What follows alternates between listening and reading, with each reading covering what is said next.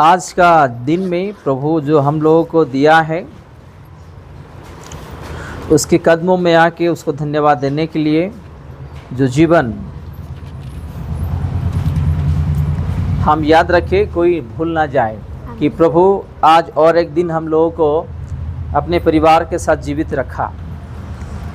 ये बार बार मौका जो हम लोग को मिलता है, उस मौका बहुत लोगों को दिया है लेकिन गवा दिए अपने हाथों से।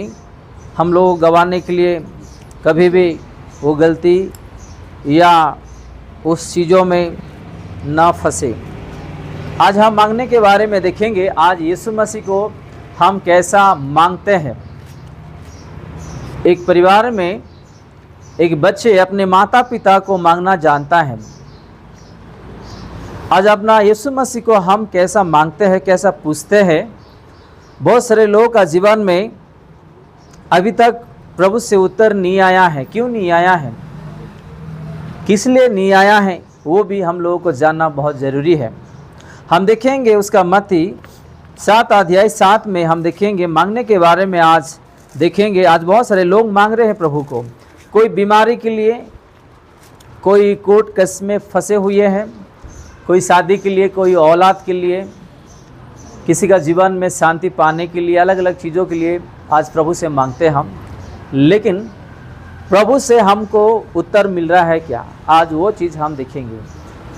कोई पढ़ सकता है या मैं पढ़ूं? मांगो तो तुम्हें दिया जाएगा, ढूंढो तो तुम पाओगे। बस हम पहले इस 2 लाइन को, 2 शब्द को हम पहले ध्यान देंगे। मांगो तो तुम्हें दिया जाएगा।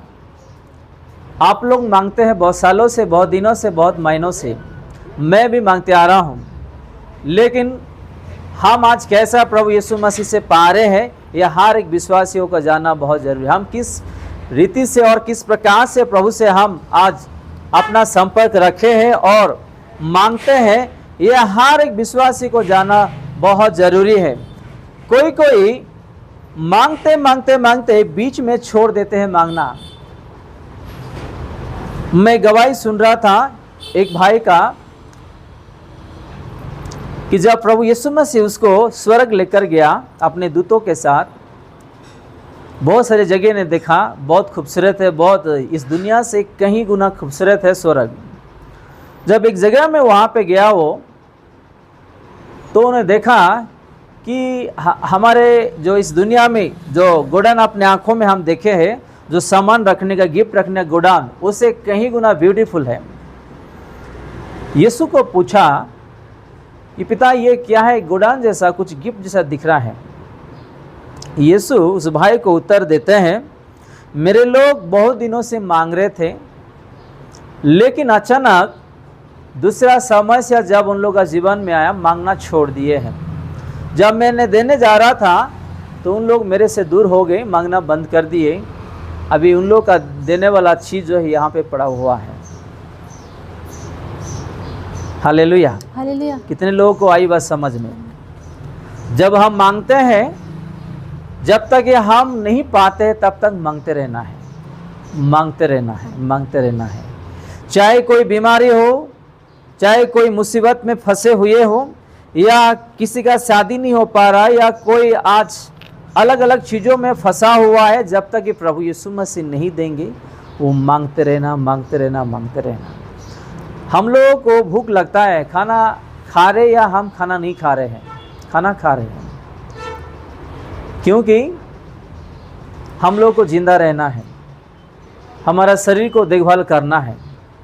वैसे ही अपना जीवन में जो चीज़ आवश्यकता है, जो प्रभु को हम पूछते हैं, जब तक कि वो नहीं देगा तब तक हम लोगों को मांगते रहना, पूछते रहना।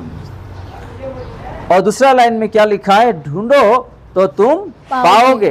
प्रभु जब हम मांगते हैं, वो रास्ता दिखाता है, अपने ही लोगों के जरिए से वो रास्ता दिखाता है। किसी को नौकरी का आवश्यकता है, बहुत दिनों से प्रार्थना कर रहा है कि प्रभु मुझे एक अच्छा जॉब दो। प्रभु ने उसका प्रार्थना सुना, उसके लोगों को परिचय करवाया जिसको जॉब का आवश्यकता है। अगर उस बेटे के द्वारा वो अगर जॉब करने के लिए उसके बातों में आकर वो नहीं जाएंगे तो प्रभु यीशु मसीह भी कुछ नहीं कर पाएगा, क्योंकि उसको जॉब में डालने के लिए प्रभु उसके लोगों को भेजा। आपको ये बात समझ में? यहाँ लिखा है ढूंढो तो तुम पाओगे। बहुत लोग ढूंढते कुछ चीज़ों पा नहीं पा रहे हैं अपने जीवन में। प्रभु ने देखा और उसका प्रार्थना सुना, उसके लोगों के जरिए उसको एक अच्छा काम देना चाहता है जो उसके जीवन में उसको परिचय करवाया। मैं जस्ट एग्जाम्पल दे रहा हूँ आप लोगों को। अगर हम प्रभु ने क्या हुआ चीज़ों को ध्यान नहीं देंगे और वचनों के अनुसार ध्यान नहीं देंगे, नहीं चलेंगे अपने जीवन में, प्रभु क्या काम कर रहे पता भी नहीं चलता है। प्रभु सपनों के द्वारा बातचीत करते हैं, दर्शनों के द्वारा बातचीत करते हैं और वचनों के द्वारा बातचीत करते हैं, और प्रभु के लोगों के द्वारा वो बातचीत करते हैं कि उसको क्या चाहिए, वो क्या पाना चाहते हैं, वो रास्ता खोलते। इसलिए यह हम पहला लाइन में देखते हैं मांगो तो तुम्हें दिया जाएगा, और दूसरा लाइन में देखते हैं ढूंढो तो तुम पाओगे।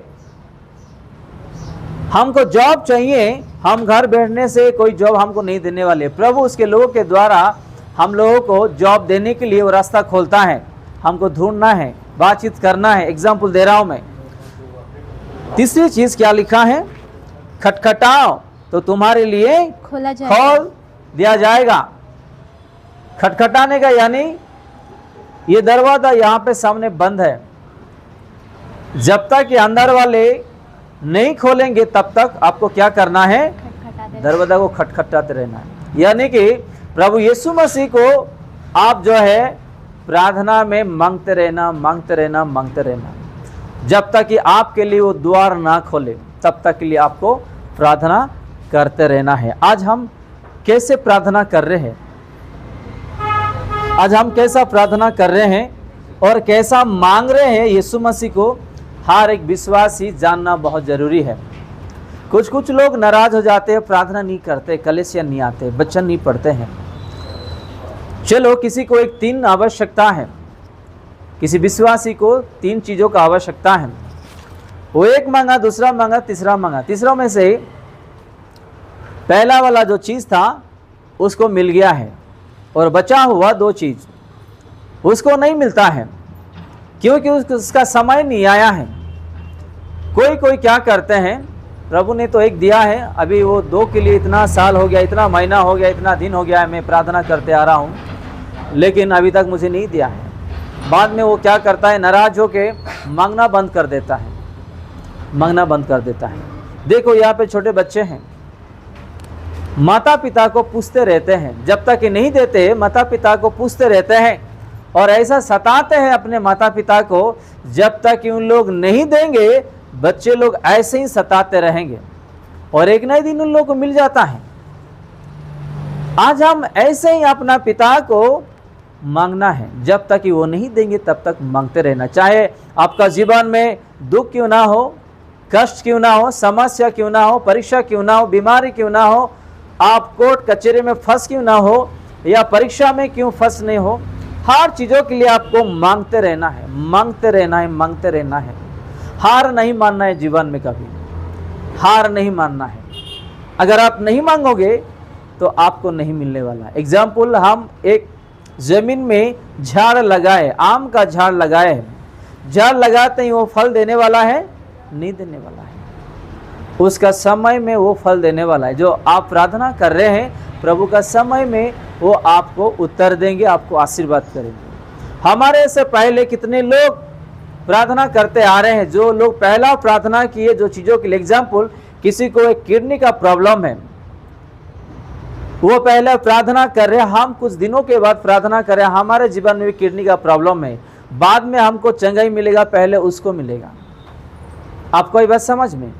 तो हम जो प्रभु को मांगते हैं वो कैसा मांगते हैं, मांगना भी एक सीखना है।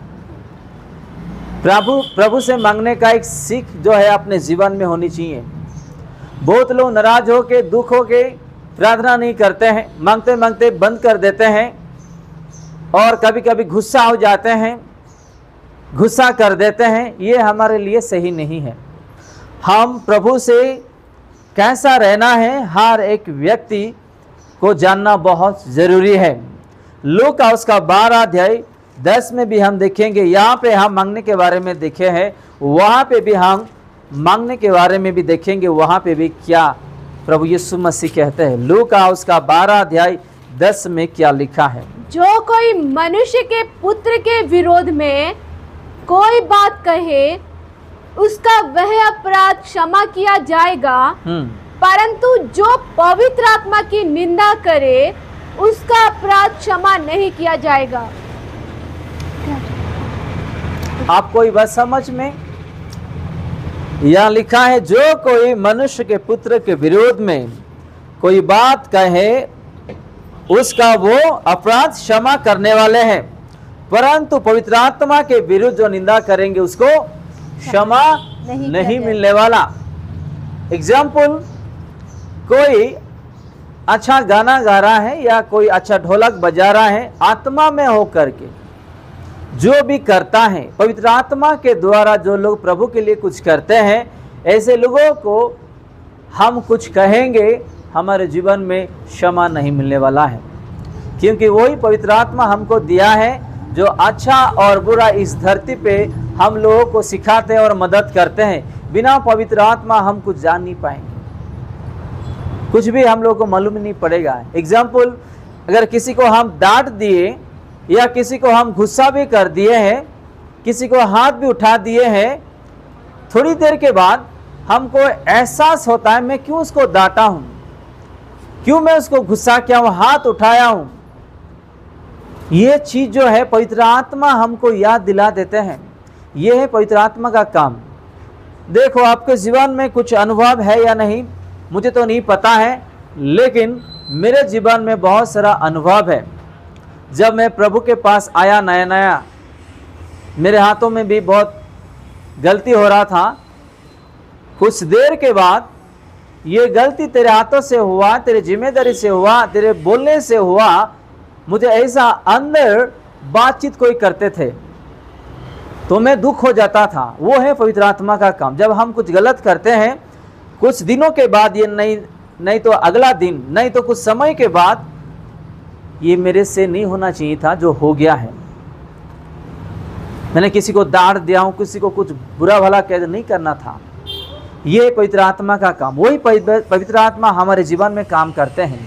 बिना पवित्र आत्मा का मदद कोई भी प्रार्थना नहीं कर पाएंगे, कोई भी वचन नहीं पढ़ पाएंगे। आप लोग और मैं और इस पृथ्वी में जितने भी यीशु मसीह को जानते हैं, वचन में लिखा है, बिना पवित्र आत्मा का मदद से कोई भी अपना होठों से यीशु करके नहीं बोल सकते हैं। हालेलुया। यीशु का नाम अपना मुंह से कोई भी नहीं बोल सकते, बिना पवित्र आत्मा का मदद से कोई भी नहीं बोल सकते हैं। तो यहाँ पे हम देखते हैं, अगर हम प्रभु यीशु मसीह को कुछ कह दिए हैं, अपना पिता का बेटे, वो हमको माफ कर सकता है, लेकिन उन्होंने हमको जो वरदान दिया है पवित्र आत्मा, इस धरती पे हमको अच्छा और बुराई के बारे में सिखाने वाला पवित्र आत्मा, उसका विरुद्ध अगर हम कुछ कहेंगे तो हमको क्षमा नहीं मिलने वाला है। हालेलुया। ये चीज़ भी जानना हर एक विश्वासियों को आवश्यकता है। हम